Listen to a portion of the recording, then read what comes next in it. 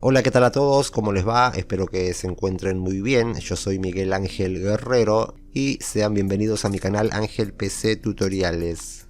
Tal como lo dice el título de este video, cómo ver desde cuándo somos amigos en Facebook, pues vamos a aprender eso, a cómo ver o saber desde cuándo somos amigos de alguna persona o de las personas que queramos en Facebook. Vamos a comenzar, vamos rápido, entramos a la aplicación.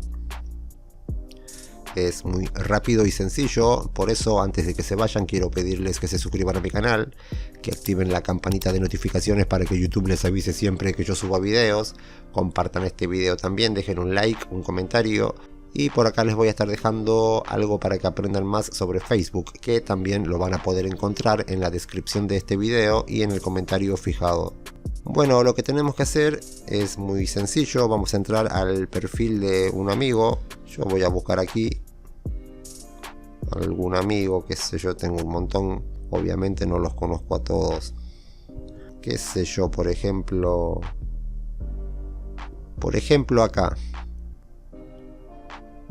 Ya estamos en el perfil de algún amigo. Ahora lo que tenemos que hacer es tocar en los tres puntos, en estos, al lado de donde dice mensaje, tocamos ahí.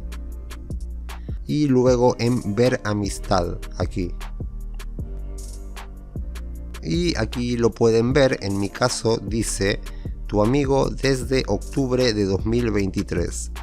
Así pueden hacerlo con todos los amigos que tengan. Como les dije al principio, es muy fácil y rápido. Espero que les haya servido este video. No olviden suscribirse, activar la campanita, comentar, compartir y todo lo demás. Cuídense mucho, pórtense bien y hasta la próxima. Chao.